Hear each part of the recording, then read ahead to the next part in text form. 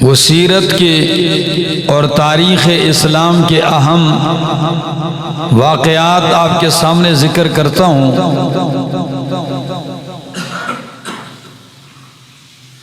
نبی پاک صلی اللہ علیہ وسلم کی زندگی، آپ کی حیات طیبہ، یہ اہل ایمان کے لیے بہترین نمونہ ہے، اور قرآن مقدس نے انہیں ہر موڑ پر امت کے لیے اسوہ حسنہ قرار دیا ہے۔ آپ کی توجہ کا طلبگار رہوں گا۔ امام الانبیاء صلی اللہ علیہ وسلم نے 13 سال مکہ کے اندر تکلیف میں، دکھ میں اللہ کی وحدانیت کا پیغام سنایا۔ پھر وہ وقت آیا کہ مکہ کی سرزمین تنگ کر دی گئی، تو نبی علیہ السلام نے ساتھیوں سے کہا کہ مکہ چھوڑ کر مدینہ چلے جائیے۔ مدینہ منورہ کی طرف صحابہ کرام سفر شروع ہے، جس کو جیسے موقع ملتا ہے نکلتا ہے اور مدینہ پہنچتا ہے۔ پھر وہ دن بھی آیا کہ امام الانبیاء صلی اللہ علیہ وسلم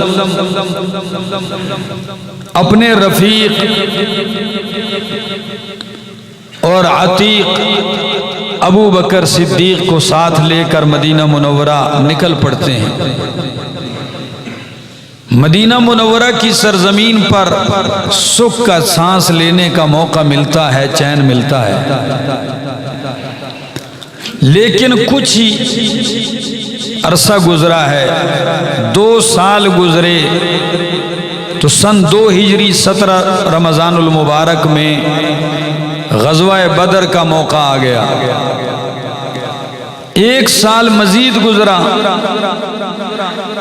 تو احد کے میدان میں سن 3 ہجری شوال المکرم عید کے 5ویں دن احد کا معرکہ آیا، جس میں 70 صحابہ کرام جام شہادت نوش کرتے ہیں۔ پھر وہ موقع آتا ہے سن 6 ہجری ہے، اللہ کے پاک پیغمبر صلی اللہ علیہ وسلم نے ایک خواب دیکھا کہ ہم احرام پہنے ہوئے ہیں، عمرہ کر رہے ہیں، ساتھی ہمارے ساتھ ہیں صحابہ کرام کی معیت میں۔ تو آپ کا خواب دیکھنا اور صحابہ کے دل ایک دم مچل پڑتے ہیں۔ آپ 1400 صحابہ کرام کو لے کر مدینہ منورہ سے عمرے کے لیے آتے ہیں۔ یہ رجب کا مہینہ تھا اور سن 6 ہجری تھی۔ جب آپ مکہ کے قریب ایک بستی ہے جہاں سے حدود حرم شروع ہوتے ہیں، اس کا نام ہے حدیبیہ۔ اس دور میں آج کل اس کا نام ہے شمیسی۔ وہاں پہنچتے ہیں، احرام پہنے ہوئے ہیں، قربانی کے جانور ساتھ ہیں۔ اہل مکہ کو پتہ چلتا ہے تو فوراً اعلان کر دیا جاتا کہ مکے میں داخلے کی اوپر پابندی ہے، نہیں داخل ہونا۔ نبی علیہ السلام نے فرمایا اللہ کے بندو، ہم نہ لڑنے آئے ہیں نہ یہاں رہنے آئے ہیں، عمرہ کریں گے، اللہ کے گھر کا دیدار کریں گے اور واپس چلے جائیں گے، آپ لوگوں سے کوئی لینا دینا نہیں۔ اب ہم اتنا سفر طے کر کے مکہ پہنچ آئے ہیں تقریباً، لیکن وہ اپنی ضد پر اڑے رہے، بات نہ مانی۔ حضرت عثمان رضی اللہ تعالیٰ عنہ کو سفیر بنایا گیا، پھر بھی بات نہ بنی۔ آخر کار نتیجہ یہ نکلا کہ مذاکرات شروع ہو گئے، مکے کے لیڈر بھی آ گئے ہیں قریش کے، اور نبی پاک صلی اللہ علیہ وسلم اپنے صحابہ کی معیت میں بیٹھے ہیں حدیبیہ کے مقام پر، اور معاہدہ تحریر ہونا شروع ہو گیا۔ اس معاہدے میں ایسی شرائط مکے والوں نے رکھی کہ ایک شرط بھی مسلمانوں کے دل کے برداشت کے قابل نہیں تھی، وہ نہیں برداشت کر سکتے تھے۔ شرائط میں لکھا کہ اگر کوئی ہمارا بندہ مکے سے بے دین ہو کر ان کے نزدیک، ٹھیک ہے، نہیں مسلمان ہو کر مدینہ آئے گا تو تم پابند ہوگے، 10 سال کے لیے معاہدہ ہے، تم نے واپس بھیجنا ہے، اور اگر آپ کا کوئی مسلمان آئے گا تو ہم واپس نہیں بھیجیں گے۔ اور شرائطیں لکھی جا رہی ہیں۔ معاہدہ تحریر کر رہے ہیں علی المرتضیٰ رضی اللہ تعالیٰ عنہ، اور مشرکین کی طرف سے سہیل ہیں۔ نبی علیہ السلام معاہدے کے الفاظ بولتے ہیں اور شعر خدا لکھتے جاتے ہیں۔ فرمایا لکھیے بسم اللہ الرحمن الرحیم۔ سہیل وفد سمیت کہنے لگے یہ نہ لکھیے، مٹائیے۔ کیوں؟ کہنے لگے ہم رحمان رحیم کو نہیں جانتے، رحمان اور رحیم کو نہیں مانتے۔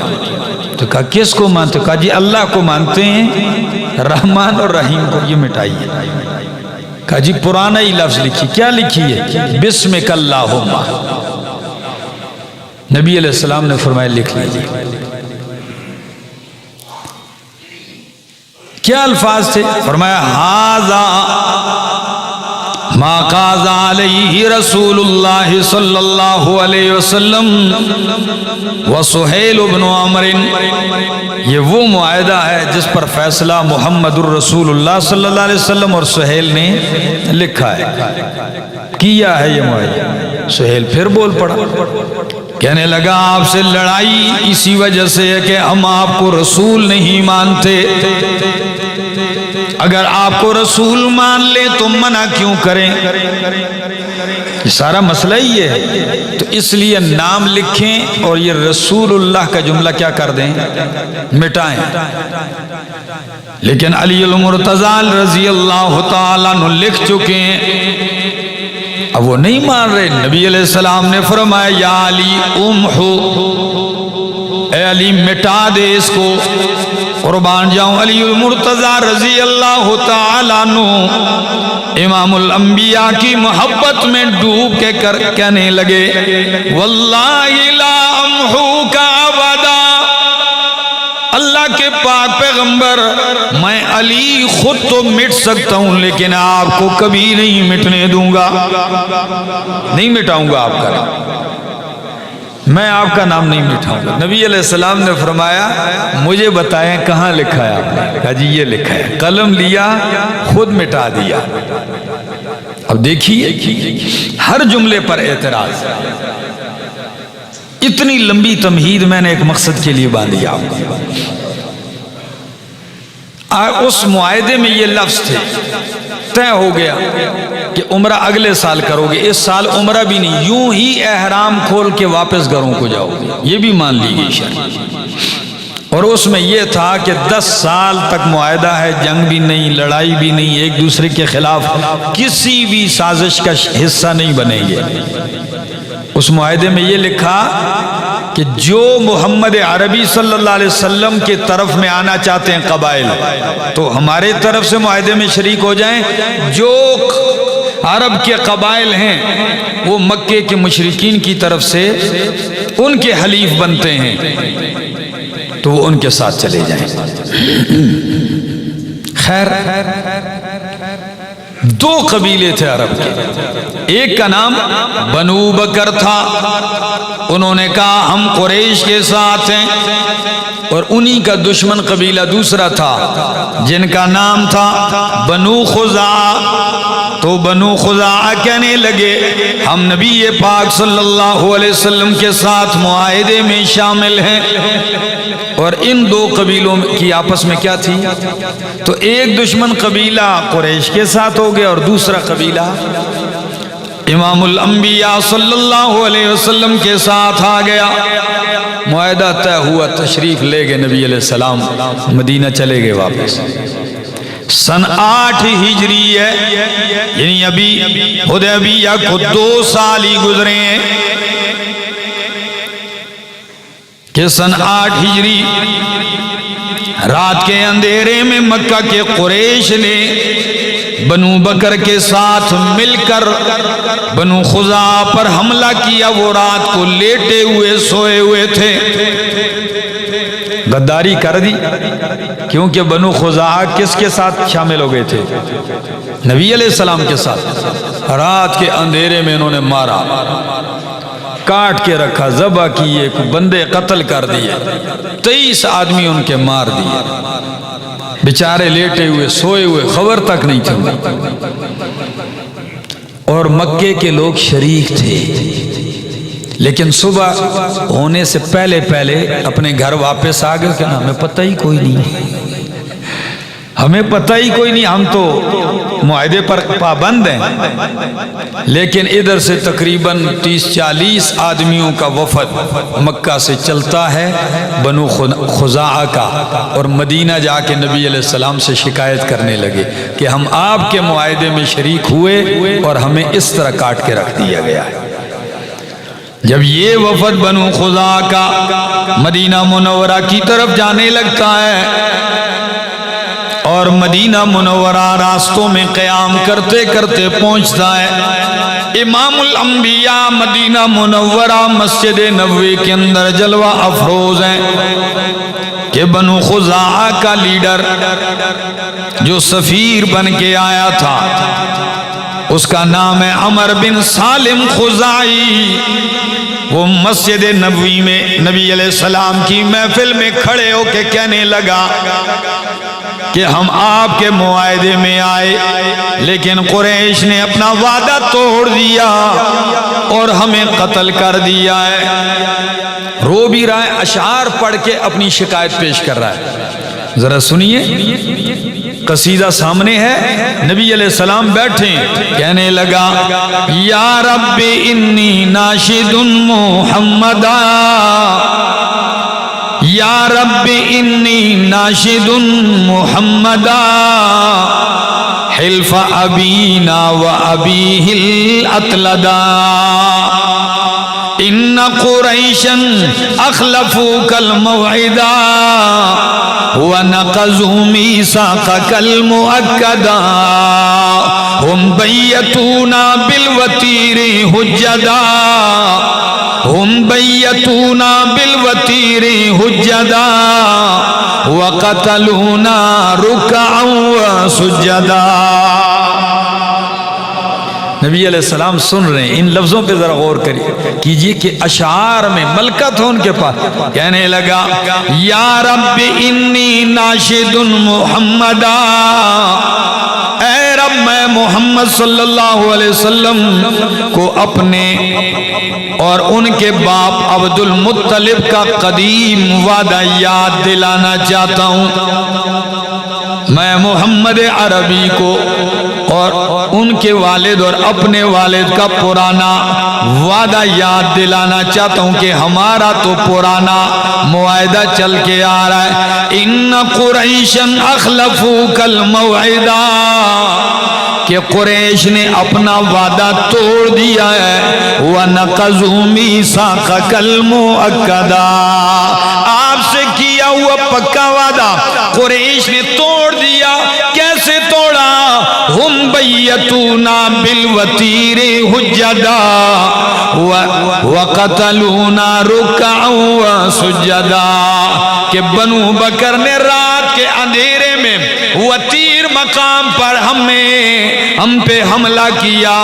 کوئی رکوع میں تھا، کوئی سجدے میں تھا، اور ہمیں قتل کر کے چلے گئے.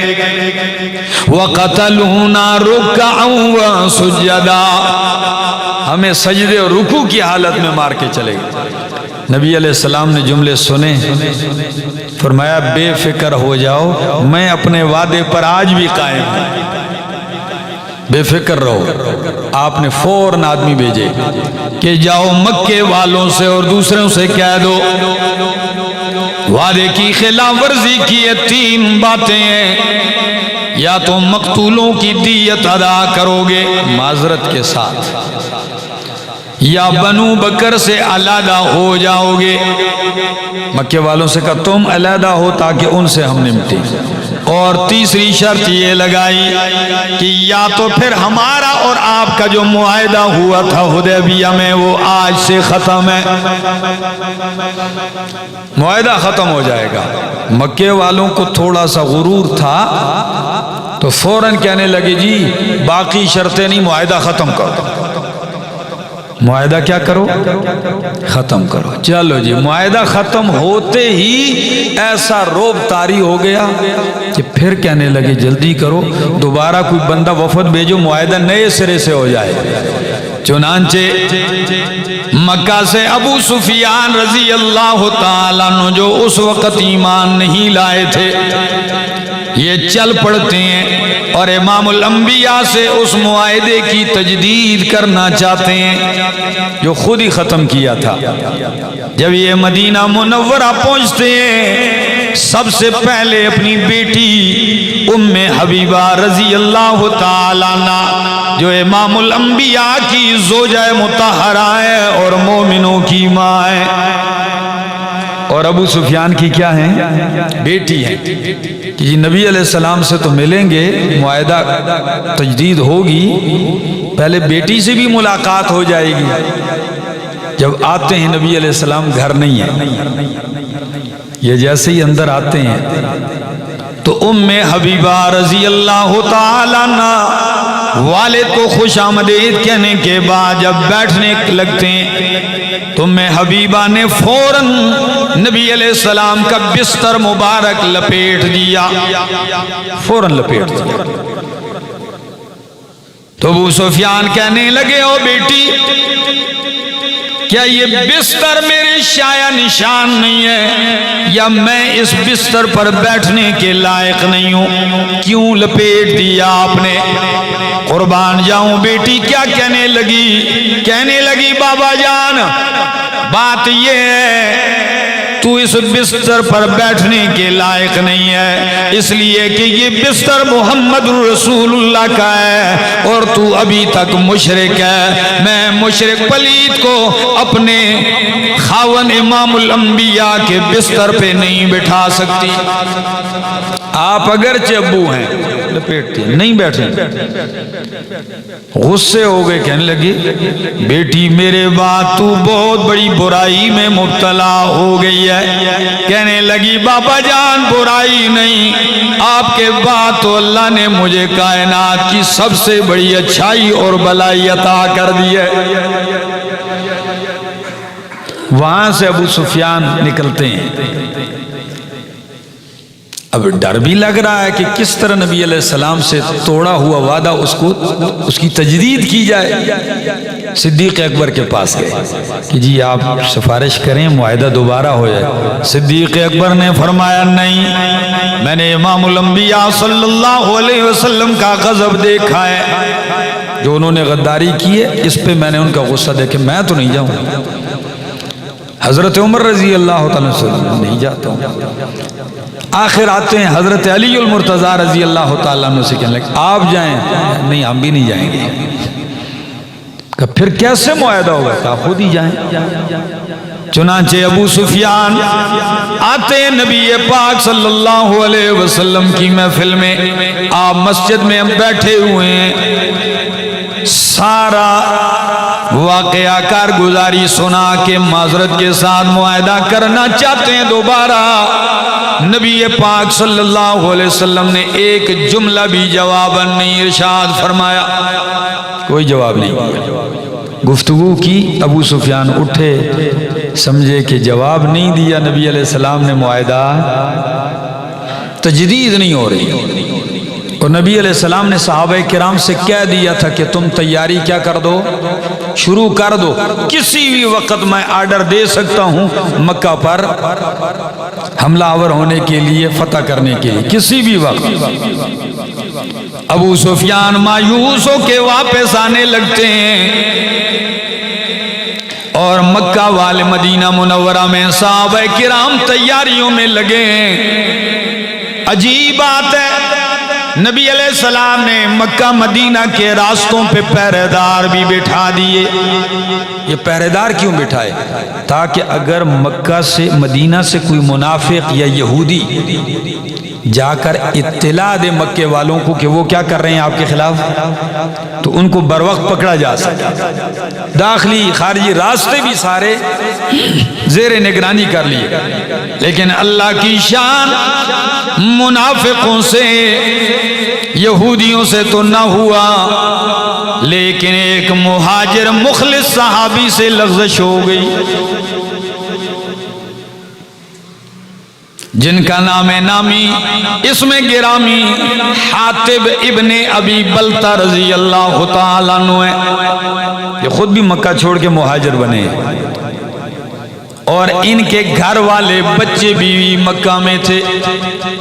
یہ کہیں پرانے زمانے میں مکہ آیا تھا، مکے کا رہائشی نہیں تھا، تو انہوں نے خط لکھا مکے والوں کو کہ نبی علیہ السلام تم پہ حملے کرنے کی تیاری کر رہے ہیں، تمہاری خیر نہیں۔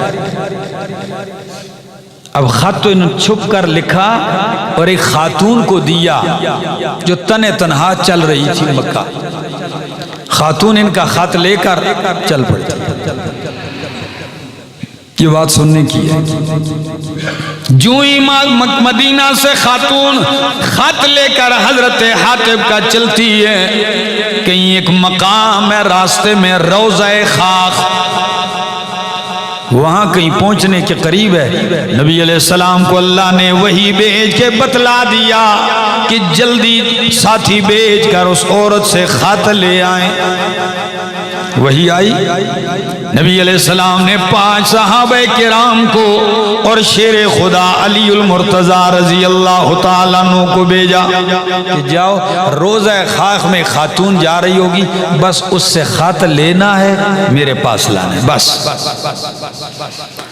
حضرت علی المرتضیٰ رضی اللہ تعالیٰ عنہ 5 ساتھیوں کے ساتھ پہنچتے ہیں، دیکھا تو واقعی اسی مقام پہ خاتون جا رہی ہے، ان کا روک دیا اسے۔ شیر خدا کہنے لگے خط نکال تیرے پاس جو پڑا ہے، کہنے لگے میرے پاس کوئی خط نہیں ہے،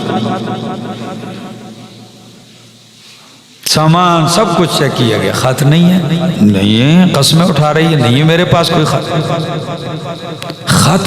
نظر ہی نہیں آ رہا، کیا کرے؟ قربان جاؤں حضرت علی المرتضیٰ تلوار لہرا کے کہنے لگے او خاتون خط نکال ورنہ وَإِلَّا لَأُجَرِّدَنَّكِ، اگر خط نہیں نکالے گی میں تیرے پورے وجود کی تلاشی لوں گا، اس لیے کہ کائنات ساری غلط ہو سکتی ہے، محمد عربی کی زبان سے نکلا ہوا جملہ کبھی غلط نہیں ہو سکتا، مجھے یقین ہے، نکال خط۔ جب عورت نے دیکھا روب آیا تو فوراً آہستہ سے بالوں میں ہاتھ ڈالتی اور خط نکال دیتی ہے، مینڈیوں میں خط داخل کیا تھا، جب بالوں سے خط نکالا علی المرتضیٰ رضی اللہ تعالیٰ عنہ خط لے کے نبی علیہ السلام کے پاس مدینہ منورہ تشریف لے آتے ہیں۔ نبی علیہ السلام نے فرمایا حاتب ابن ابی بلتہ کو بلاؤ۔ جب حضرت حاتب آتے ہیں فرمایا ما ھذا یا حاتب، خط سامنے کر کے کہا ما ھذا، او حاتب یہ کیا ہے، یہ کیا کیا؟ حاتب رضی اللہ تعالیٰ عنہ لرزہ برندام ہو کر کہنے لگے اللہ کے پاک پیغمبر جلدی نہ کیجئے میرے بارے میں فیصلہ کرنے میں، پہلے میری بات سن لیجئے۔ فرمایا بولے، اب عجیب حالات ہیں، بہت بڑی ایک کوتاہی ہوئی ہے، جلدی نہ کیجئے فیصلہ دینے میں، مجھے بولنے دیجئے۔ فرمایا بولیے۔ کہنے لگے اللہ کے پاک پیغمبر قسم اٹھا کر کہتا ہوں میں کافر نہیں ہوں، مشرک نہیں ہوں، منافق نہیں ہوں۔ پہلی بات تینوں چیزیں، کافر، مشرک اور منافق نہیں ہوں۔ فرمایا پھر خط؟ کہا جی خط صرف اس لیے لکھا ہے جب سے بدر میں مشرک مارے گئے 70، تم مکہ والوں نے جو وہاں مسلمان رہتے ہیں ان پہ ظلم کے پہاڑ توڑنا شروع کیے ہوئے، میں تو ہجرت کر کے مدینہ آ چکا ہوں، اور باقی جتنے مہاجر ہیں ان کے مکے میں رشتہ دار ہیں، برادری خاندان ہیں، اور میں باہر کا آیا ہوا آدمی ہوں، وہاں میرا کوئی رشتہ دار نہیں ہے۔ کہا پھر؟ کہا جی میں نے صرف ایک تدبیر یہ سوچی تھی کہ میرے خط سے آپ کو شکست تو اللہ نہیں دے گا اور ان کو فائدہ کچھ نہیں ہوگا، البتہ مجھے فائدہ ہوگا کہ مشرکین پہ ایک احسان ہو جائے گا، میرے کم از کم بچوں بیوی کا خیال رکھیں۔ صرف اپنی بیوی بچوں کے تحفظ کے لیے میں نے یہ ایک تدبیر سوچی ہے۔ جب یہ جملے کہے کہ میں نے خط اس لیے لکھا، فاروق اعظم رضی اللہ تعالیٰ عنہ ہاتھ میں تلوار نکال کے کہنے لگے، دانی یا رسول اللہ اضرب عنق ھذا المنافق، مجھے اجازت دیجئے میں اس منافق کی گردن اڑانا چاہتا ہوں۔ نبی علیہ السلام نے فرمایا عمر خاموش ہو جا، حاتب سچ کہتا ہے، اور فرمایا عمر کیا آپ کو معلوم نہیں ہے کہ حاتب کون ہے؟ فرمایا جی بتلائیے۔ فرمایا اے عمر حاتب ابن ابی بلتا بدری صحابی ہے، اور اللہ نے بدریوں کے بارے میں کہہ دیا ہے اعملوا ما شئتم قد غفرت لکم۔ بدر کے صحابہ کے بارے میں اللہ نے کہا جو مرضی یہ کرو میں نے بخش دیا ہے۔ آپ کو معلوم نہیں یہ بدری، بس الفاظ آتے ہیں تاریخ میں، ففاضت عینا عمر، حضرت عمر کی آنکھوں سے آنسو جاری ہو گئے۔ فرمایا اللہ اور اس کا رسول بہتر جانتے ہیں۔ قرآن کی یہ پوری سورت نازل ہوئی، سورت الممتحنہ۔ اللہ نے حاتب ابن ابی بلتا اور مومنوں سے کیا کہا؟ یا ایھا الذین آمنوا لا تتخذوا عدوی وعدوکم اولیاء،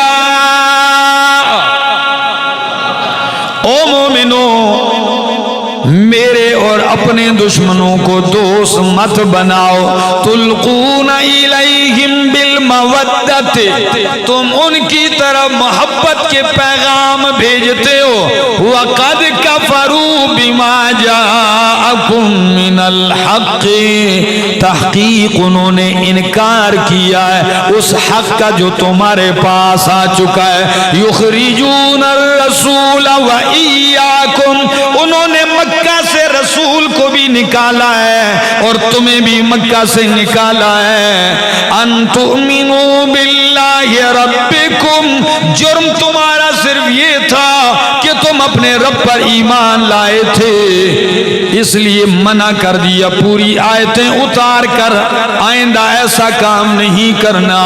حاتب ابن ابی بلتا کہتے تھے کہ غلطی تو مجھ سے ہوئی ہے، لیکن ایک بات پہ فخر ہونے لگا ہے کہ رب نے میرے ایمان کی گواہی دے دی ہے۔ رب نے مجھے منافق نہیں کہا، یا ایھا الذین آمنوا کہا ہے، ٹھیک ہے نا؟ غلطی مجھ سے بڑی ہوئی تھی، لیکن چونکہ ہو گئی تھی منافق نہیں تھا میں، اور پھر نصیحت آئی۔ نبی علیہ السلام نے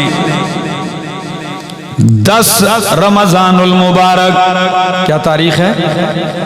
10 رمضان المبارک آپ مدینہ منورہ سے چلتے ہیں،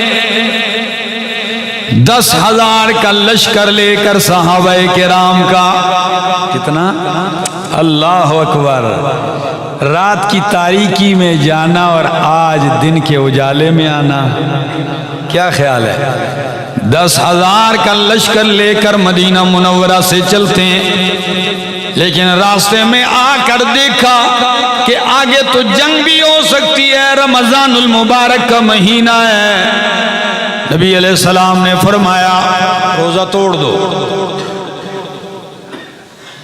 کسی صحابی نے عرض کی یا رسول اللہ صلی اللہ علیہ وسلم اتنا پکا کیا ہوا ہے کہ اب یہ کیسے توڑیں گے؟ فرمایا اچھا۔ نبی علیہ السلام اونٹنی پہ سوار ہوتے ہیں، پانی میں اپنا ہاتھ بھگو کے ہاتھ اٹھاتے ہیں، ایسے ہاتھ اٹھاتے ہیں، سارا مجمع 10,000 کا لشکر دیکھ رہا ہے، آپ نے پانی لیا اور پی لیا، کہا میں نے توڑ دیا ہے، تم بھی روزہ توڑ دو۔ تو جب آپ صلی اللہ علیہ وسلم توڑیں، کیا خیال ہے؟ ہاں پھر تو سرے تسلیم خم ہے جو مزاج یار میں آئے۔ سب نے روزے توڑ دیے، فرمایا روزہ توڑ دیا گیا، چل پڑتے ہیں۔ مکہ کے قریب ایک علاقہ ہے مر الزہران، کیا نام ہے؟ مر الزہران پہ پہنچتے ہیں، اللہ کے حبیب صلی اللہ علیہ وسلم 10,000 کی قدوسی فوج کی معیت میں وہاں پڑاؤ ڈالتے ہیں۔ آپ کے چچا حضرت عباس رضی اللہ تعالیٰ عنہ جو گھر سے نکل چکے تھے ہجرت کے لیے، اپنی فیملی کے ساتھ ہجرت کر کے مدینہ آ رہے تھے، اسی جگہ ان کی بھی ملاقات ہوئی۔ فرمایا عباس میں نے جو آپ کو پہلی بھی کئی دفعہ روکا تھا، فرمایا یا رسول اللہ صلی اللہ علیہ وسلم بس چل پڑا ہوں۔ فرمایا اب ٹھہر جاؤ، اب ساتھ جائیں گے مکہ دوبارہ۔ ادھر ہی ٹھہرایا، دریں اسنا حضرت ابو سفیان رضی اللہ تعالیٰ عنہ وہ آتے ہیں، اور جب آتے ہیں 3 ساتھی اور ہیں، تو صحابہ کرام تو ایک دم پکڑنے کی کوشش کرتے ہیں۔ حضرت عباس رضی اللہ تعالیٰ عنہ پہنچتے ہیں اور حضرت ابو سفیان کے بارے میں کہنے لگے میں امن دیتا ہوں ان کو، میں امن دیتا ہوں، میں پیغمبر کا چچا ہوں۔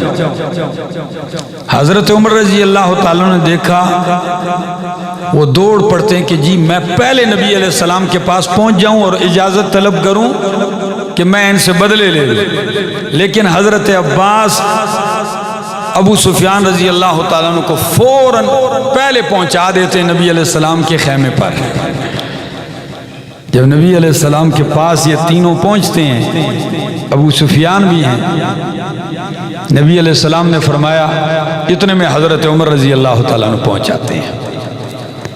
فرمایا اللہ کے پاک پیغمبر صلی اللہ علیہ وسلم اجازت ہے؟ فرمایا عمر امن دے چکے ہیں میرے چچا، بس چھوڑیں۔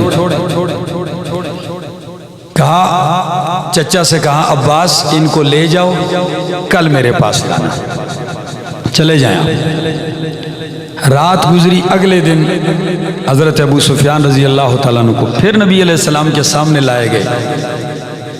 نبی علیہ السلام نے فرمایا او ابو سفیان، سسر تھے نبی علیہ السلام، فرمایا کیا ابھی وقت نہیں آیا کہ تو توحید کی گواہی دے دے؟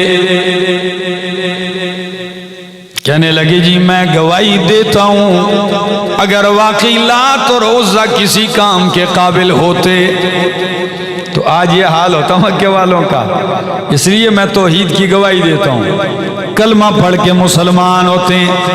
لیکن چونکہ زمانہ جاہلیت میں عزا کے ساتھ ان کا بڑا لگاؤ تھا، تو کہنے لگے کلمہ تو پڑھ لیا مگر اس عزا کا کیا بنے گا؟ حضرت عمر کہنے لگے عزا کے اوپر آپ کوئی قضائے حاجت ہی کرنی پڑے گی۔ غصہ ہے، فرمایا عزا کے اوپر آپ قضائے حاجت کرنی پڑے گی، عزا کا بھی یہ حشر ہوگا۔ خیر ایمان لے آتے ہیں، حضرت ابو سفیان رضی اللہ تعالیٰ عنہ وہیں ساتھ رہتے ہیں۔ نبی علیہ السلام نے دن بتا دیا کہ کل انشاءاللہ العزیز ہم مکہ داخل ہوں گے۔ چل پڑتے ہیں، آپ نے مکہ کے 2 راستوں پر اپنے لشکر کو تقسیم کر دیا، ایک طرف سے دوسرا لشکر دوسری طرف سے جائے، اور اعلان کر دیا کوئی لڑائی نہیں، کوئی جنگ نہیں ہے۔ تو اہل مکہ پر تو عجیب کیفیت طاری ہے، ان کے ذہنوں میں تو آج ہمارا کترا کیا جائے گا۔ نبی علیہ السلام کہنے لگے حضرت عباس سے چچا جان جب میرا لشکر جانے لگے تو مر زہران کی گھاٹی پر میرے سسر ابو سفیان کو بھی ذرا اوپر لے جانا تاکہ میرے محمد عربی کا لشکر تو دیکھے نا، ان کو ذرا اوپر لے جانا، نظارہ کروائیے۔ اب جب لشکر چلنے لگا حضرت عباس پہلے لے جاتے ہیں ان کو ذرا اوپر کھڑا کرتے ہیں، اور جب 10,000 اور بیچ میں اور صحابہ بھی ملے، جب یہ لشکر گزرنے لگا تو ابو سفیان رضی اللہ تعالیٰ عنہ کہنے لگے عباس آپ کے چچا کی بادشاہت تو بڑی شان والی ہے، آپ کے بھتیجے کی بادشاہت بڑی شان والی ہے۔ عباس کہنے لگے نا ابو سفیان میرے بھتیجے کی بادشاہت نہیں، آپ کی نبوت اور رسالت شان والی ہے۔ بادشاہ کیا ہوتے ہیں؟ یہ رسالت ہے۔ چلتے ہیں نبی علیہ السلام سے فرمایا کہ یا رسول اللہ صلی اللہ علیہ وسلم آپ کے سسر ہیں، قوم کی لیڈر ہیں، تو اگر آپ ان کو آج کوئی اعزاز دے دیں گے تو خوش ہو جائیں گے، لیڈر ہیں ان کو اعزاز دو گے وہ خوش ہو جائیں گے۔ نبی علیہ السلام نے فرمایا آج جو اسلحہ پھینک دے گا اس کو امن ہے، آج جو حرم میں داخل ہو گیا اس کے لیے امن ہے، وَمَن دَخَلَ دَارَ أَبِي سُفْيَانَ فَهُوَ آمِنٌ، اور جو میرے سسر ابو سفیان کے گھر داخل ہو گیا اس کے لیے بھی امن ہے۔ اس اعزاز سے نواز دیا کہ جو ان کے گھر داخل ہوگا ان کے لیے بھی امن ہوگا۔ اب مدینہ منورہ مکہ داخل ہوتے ہیں، پتہ ہے کون سا مکہ؟ آپ کو تو 13 سالہ دور آپ نے سنا ہے میرے بیانوں میں، کیا تکلیف کیا ظلم ہے جو کیا نہیں گیا مکے میں، لیکن نبی علیہ السلام نے کالا شملہ باندھا ہوا ہے، آپ نے امامہ مبارک باندھا ہوا ہے، اور اپنے امامہ مبارک کے اوپر خود بھی پہنی ہوئی ہے۔ چلتے ہیں، جو ہی آپ حرم میں داخل ہوتے ہیں اونٹنی پہ سوار ہیں، قربان جاؤں کائنات کے اس امام پر کہ جب لوگ ملک اور علاقے فتح کرتے ہیں تو جشن دنیا دیکھتی ہے، کیا کرتے ہیں، اور لوگوں کا غرور مار داڑ لوٹ کھسوٹ جو ہوتا ہے وہ دنیا دیکھتی ہے، لیکن محمد عربی آج اپنے جانثاروں سے جب مکہ فاتح بن کے داخل ہوتے ہیں آپ کی عاجزی دیکھنے کے قابل ہے۔ اونٹ کا جو پالان ہے کجاوا ہے، کجاوے کی اگلی جانب آپ کا سر عاجزی سے اتنا جھکا ہوا ہے کہ آپ کی داڑھی مبارک اونٹنی کے کجاوے کو ٹچ کر رہی ہے، اتنی عاجزی سر جھکائے جا رہے ہیں۔ اللہ اکبر۔ اور داخل ہوتے ہی آپ کے ہاتھ میں چھڑی ہے، جیسے ہی حرم میں داخل ہوتے ہیں 360 بت پڑے ہیں، کتنے؟ اور آپ جس کے پاس سے گزرتے ہیں آپ کے ہاتھ میں چھڑی ہے، اور زبان سے کہتے ہیں قُلْ جَاءَ الْحَقُّ وَزَهَقَ الْبَاطِلُ إِنَّ الْبَاطِلَ كَانَ زَهُوقًا، حق آ گیا باطل مٹ گیا، اور باطل تو مٹنے والا ہے، جانے والا ہے۔ قربان جاؤں آپ کی اس چھڑی میں یہ کمال ہے، بڑے مضبوط بتیں نصب کیے ہوئے، لیکن جب چھڑی ٹچ ہوتی ہے وہ ریزہ ریزہ ہو کے نیچے گرنے لگتا ہے، گرتے جا رہے ہیں۔ اللہ اکبر۔ عجیب جاہلیت کی انتہا تھی نا مکے میں، انہوں نے ایک بت کعبہ کے اوپر بھی رکھا ہوا ہے، اتنا مضبوط ہے کہ وہ توڑنا بھی مشکل ہے اور پہنچ بھی نہیں سکتا کوئی بندہ۔ نبی علیہ السلام نے فرمایا علی ادھر آؤ، جب آئے فرمایا ادھر بیٹھو۔ نبی علیہ السلام نے علی کے کاندھوں پہ پاؤں رکھے، فرمایا اٹھاؤ میں اس کو اوپر سے گراؤں، لیکن جب آپ تاریخ نے لکھا ہے سیرت نے اٹھنا چاہتے ہیں تو نہیں اٹھ سکے، فرمایا یا رسول اللہ صلی اللہ علیہ وسلم کوشش کی نہیں اٹھ سکے. نبی علیہ السلام نے فرمایا رک جاؤ علی. نیچے اترتے ہیں اور خود بیٹھتے ہیں. فرمایا علی اب میرے کندھے پہ پاؤں رکھ کے اوپر جا. میرے کندھے پہ آپ حکم تھا کاندھے پہ ہاتھ پاؤں رکھتے ہیں. نبی علیہ السلام کھڑے ہوتے ہیں. فرمایا بت کو گرا دیجئے. اسے اکھیڑ کے ٹکڑے ٹکڑے کر دیا گیا. دریسنا بلایا جا رہا ہے کعبہ کھلوانے کے لیے. کہا جی کعبے کا دروازہ کھلیں کہ اندر بھی جائیں؟ کہاں ہے کعبے کا چابی بردار؟ تو عثمان ابن طلحہ، کیا نام ہے؟ عثمان بن طلحہ.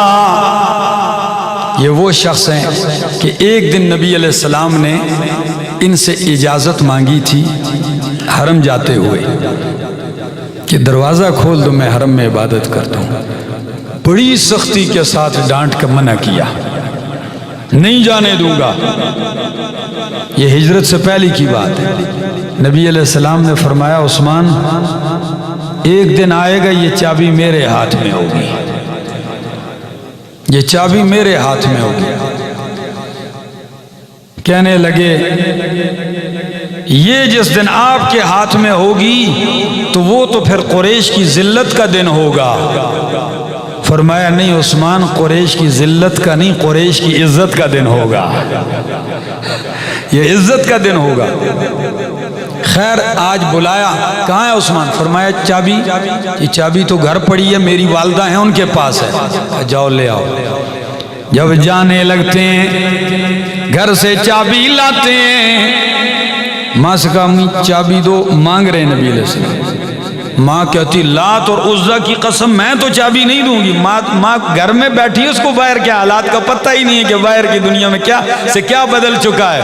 لات و عزا کی قسم میں تو چابی نہیں دوں گی. بیٹا عثمان کہنے لگا اماں جان نہ لات رہا ہے نہ عزا رہا ہے، لات عزا رہا ہی نہیں ہے، چھوڑو چابی دیجئے. باہر کے حالات یہ ہیں. جب گفتگو سے اندازہ ہوا چابی انہوں نے دے دی.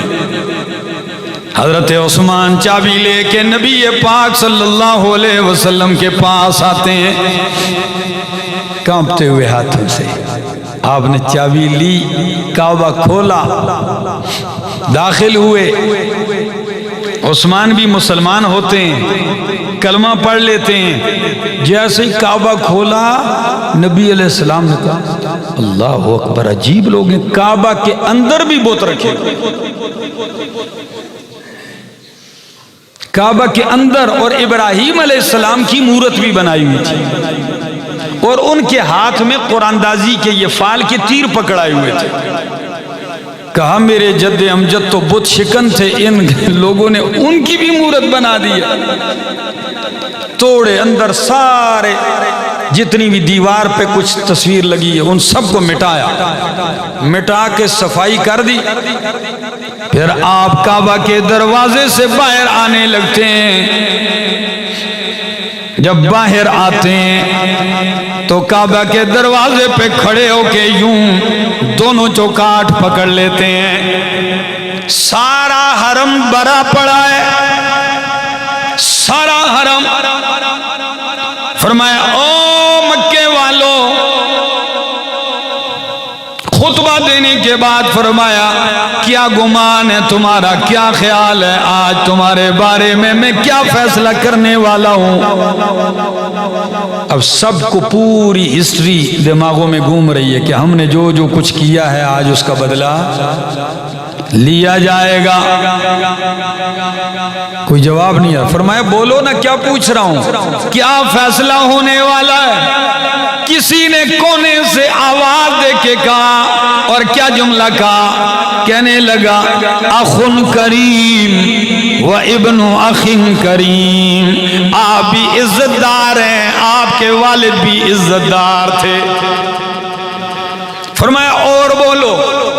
کسی دوسرے نے آواز دے کے کہا افعل بنا ما انت اہلہ ولا تفعل بنا ما نحن اہلہ. آپ فیصلہ ہمارے بارے میں وہی کریں جو آپ کے شایع نشان ہے، وہ فیصلہ نہ کرے جو ہمارے لائق ہے۔ فرمایا کوئی اور بولے گا، اتنے میں ایک آواز اٹھتی ہے، کسی نے کہا تاللہ لقد آثرک اللہ علینا، اللہ کی قسم ہے ہم نے تو آپ کو نیچا دکھانے کی ہر ممکن کوشش کی ہے، لیکن آپ کو اللہ نے ہم پر برتری اور شان سے نواز دیا ہے، ہم خطا کار ہیں۔ ہری پور والوں یہ جملہ پتہ ہے، یہ جملہ یہ قرآن کی وہی آیت ہے، یہ وہی جملہ ہے جو یوسف علیہ السلام کے سامنے برادران یوسف نے کہا تھا،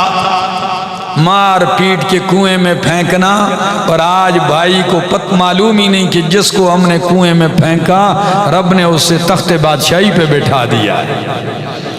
تو جب یوسف علیہ السلام کی پہچان ہونے لگی تو ایک دم یہی جملہ دہرایا، نبی علیہ السلام نے فرمایا پھر ٹھیک ہے، جب تم نے میرے بھائی یوسف علیہ السلام کے بھائیوں والا جملہ دہرا دیا تو پھر میں اپنے بھائی یوسف کا جملہ دہرا کے کہتا ہوں، لا تثریب علیکم اليوم فاذهبوا انتم الطلقاء، آج کے دن تم پہ کوئی سختی ملامت نہیں ہے، جاؤ میں نے سب کو معاف کر دیا ہے۔ کیا معافی کا اعلان ہوتا ہے؟ بس جب یوں معافی کا اعلان ہوتا ہے، ہری پور والوں سیرت لکھتی ہے کہ ہر طرف سے کلمہ شہادت پڑھ کے لوگ اسلام میں داخل ہونے لگتے ہیں، اور قرآن نے اس منظر کو یوں بیان کیا، وَرَأَيْتَ النَّاسَ، بلکہ پہلے ہی کہا اِذَا جَاءَ نَصْرُ اللَّهِ وَالْفَتْحُ، جب اللہ کی مدد آ چکی، والفتح مکہ فتح ہو گیا، وَرَأَيْتَ النَّاسَ يَدْخُلُونَ فِي دِينِ اللَّهِ أَفْوَاجًا، تو دیکھے گا لوگوں کو فوج در فوج اسلام میں داخل ہوں گے، کلمہ پڑھ لیں گے۔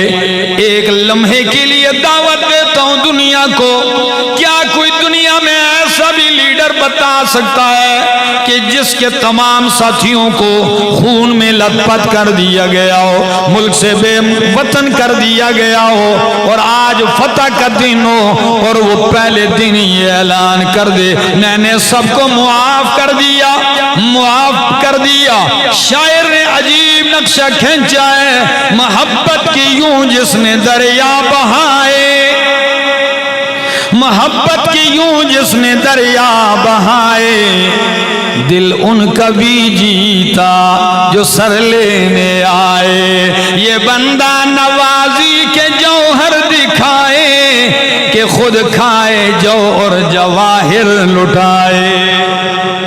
اللہ اکبر، کیا شان ہے، کیا عظمتوں سے اللہ نے نوازا ہے۔ پتہ ہے تھوڑا سا میں وقت لینا چاہوں گا اگر اجازت ہو آپ لوگوں کی۔ آپ مکہ فتح ہوتا ہے، نماز ظہر کا وقت ہے، ہر آدمی کی تمنا ہے۔ یہاں ایک بات میرے ذہن سے نکل گئی وہ کہہ دوں، چابی آپ کے ہاتھ میں تھی، فرمایا کہاں ہے عثمان؟ عثمان بن طلحہ دوڑتے ہوئے آئے، فرمایا یاد ہے میں نے یہ چابی آپ کے ہاتھ میں دیکھ کے کہا تھا ایک دن ہوگا یہ میرے ہاتھ میں ہوگی؟ کہا جی یاد ہے، اور اپنی وہ ترشی وہ تلخی بھی ذہن میں آ گئی۔ فرمایا چابی میرے ہاتھ میں ہے کہ نہیں؟ جی۔ فرمایا میں آپ کو واپس دیتا ہوں، قیامت تک یہ آپ کے خاندان کے پاس رہے گی۔ اللہ اکبر، یہ آپ کے پاس رہے گی۔ وہ چابی لیتے ہیں، اللہ نے ان کو بھی ایمان کی دولت عطا فرمائی۔ نماز ظہر کا وقت ہونے لگتا ہے، نبی علیہ السلام سے ہر آدمی بڑھ کے کہتا ہے جی آذان کا وقت ہونے لگا۔ نبی علیہ السلام نگاہ دوڑا کے کہتے ہیں اے نہ بلال، بلال کہاں ہے؟ مجمع چیرتے حاضر ہو کے کہنے لگے جی. فرمایا بلال اذان دو نا آج. اللہ کے حبیب کہاں کھڑے ہو کے اذان دوں؟ سارا حرم بھرا پڑا ہے. فرمایا بلال آج وہاں دے، ساری دنیا نیچے ہے اور میرا بلال اوپر ہے، کعبہ کی چھت پہ آج چڑھ کے اذان دے دو. یہ وہی مکہ ہے آپ کی چمڑی ادھیڑی گئی، یہ وہی جگہ ہے جہاں آپ کو جون جولائی کی گرمی میں کوڑے مارے جا رہے ہیں. فرمایا چڑھ جاؤ چھت. حضرت بلال چڑھتے ہیں کعبہ کی چھت پر. آج صدیوں کے بعد ہم پہ ایک کیفیت ہے، خدا جانے اس بلال رضی اللہ تعالیٰ عنہ کے دل پہ کیا کیفیت ہوگی اس وقت. چڑھتے ہیں، سارا مجمع دنیا کو بتا دیا کوئی خاندان نسب عرب عجم گورا کالا نہیں، عزتیں دین میں ہیں.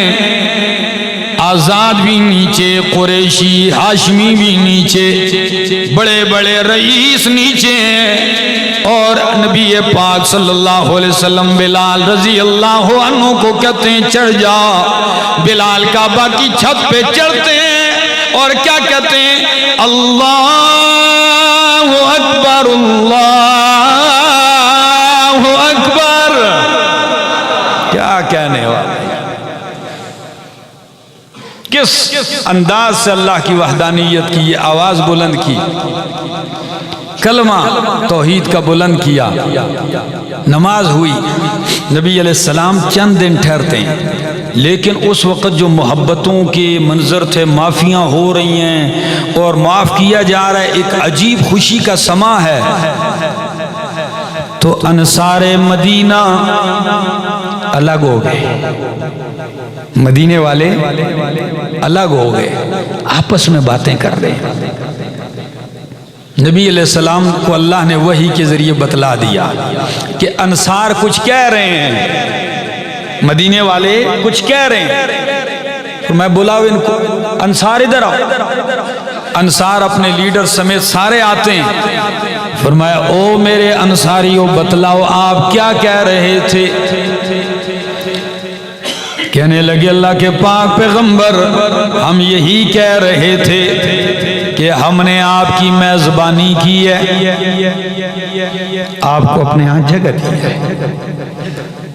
اب آپ کا باپ دادے کا علاقہ ہے، آبائی وطن ہے، مہاجرین بھی اپنے آبائی وطن میں آ گئے، مکہ فتح ہو گیا ہے اور یہ خوشی کے منظر دیکھ رہے ہیں تو دل میں خیال آیا کہ شاید آپ بھی ادھر ہی رہیں گے. تو ہم آپس میں سوچ رہے تھے کہ جب آپ ادھر رہیں گے تو ہمارے مدینے والوں کا کیا ہوگا. ہم نے تو ہر قربانی دی ہے لیکن ہم آپ کی جدائی تو برداشت نہیں کر سکتے. جب آپ مکے میں رہیں گے تو ہم کیسے گزاریں گے؟ نبی علیہ السلام نے ان کی طرف دیکھ کے فرمایا سن لو انصار، آج محمد عربی کی وفا بھی دیکھ لو. اگر انصار نے وفا کی ہے تو نبی علیہ السلام کی محبت کا بھی کوئی اندازہ نہیں. فرمایا انصار سن لو، میں نے ہجرت کی، میں مہاجر تھا اور آپ کے پاس آیا تھا. آج سے میں وعدہ کرتا ہوں المحیا محیاکم والممات مماتکم، میرا جینا مرنا تمہارے ساتھ ہوگا. مکہ نہیں سارا جہان فتح ہو جائے، میں آپ کے ساتھ رہوں گا. ان کے بھی دل جیت لیے. اب اجازت ہے تو کچھ تھوڑا سا اور کہہ دوں. جی صفا پہاڑی کی طرف چلتے ہیں تو صفا پہاڑی کے پاس آپ جلوہ افروز ہوتے ہیں، خواتین آتی ہیں، کلمہ پڑھتی ہیں، نبی علیہ السلام سے بیعت ہو رہی ہیں.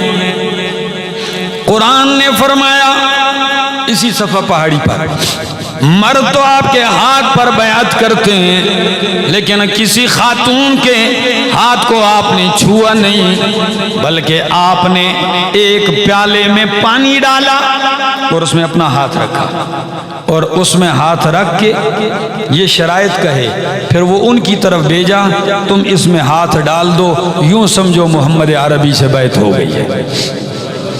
قرآن کیا کہتا ہے؟ سورۃ الممتحنہ 28واں پارہ ہے اور 12ویں آیت ہے۔ قرآن کہتا ہے بیعت تو کرتے ہیں لیکن 6 شرائط پہ بیعت ہوگی۔ کتنی چیزوں پہ؟ 6 چیزوں پہ محمد عربی سے بیعت ہوگی۔ آپ سے کہتا ہوں ہری پور والوں، وہ شرطیں قرآن نے نقل کی ہیں تو کیا آپ بھی ان 6 شرطوں کے مطابق نبی کریم کی اس بیعت کے مطابق بیعت کرتے ہیں کہ نہیں کرتے؟ آپ بھی شامل ہوتی ہیں۔ دیکھیے فرمایا یا ایھا النبی، اے نبی صلی اللہ علیہ وسلم، اذا جاءک المؤمنات، جب مومنہ عورتیں آ جائیں، یبایعنک علی اللہ یشرکن باللہ، اے میرا محبوب جب مومنہ عورتیں آ جائیں، یبایعنک، آپ سے بیعت کرنا چاہیں تو پہلی شرط کیا ہے؟ الا اللہ یشرکن باللہ شیئا، کہ اللہ کے ساتھ کسی کو شریک نہیں کریں گی۔ کیا؟ پہلی شرط اللہ کے ساتھ کسی کو شریک نہیں کریں گی۔ دوسری شرط ولا یسرقن، چوری نہیں کریں گی۔ تیسری شرط ہے ولا یزنین، زنا نہیں کریں گی، بدکاری سے اپنے آپ کو بچائیں گی۔ 3 اور چوتھی ولا یقتلن اولادہن، اپنی اولاد کو قتل بھی نہیں کریں گی۔ کہیں بچیوں کو قتل کیا جاتا تھا نا، ٹھیک ہے نا، کبھی بھوک سے، کبھی غیر اللہ کے نام پر۔ بیعت کرو اولاد کو قتل بھی نہیں کرو گی۔ فرمایا چوتھی شرط ولا یأتین ببہتان یفتری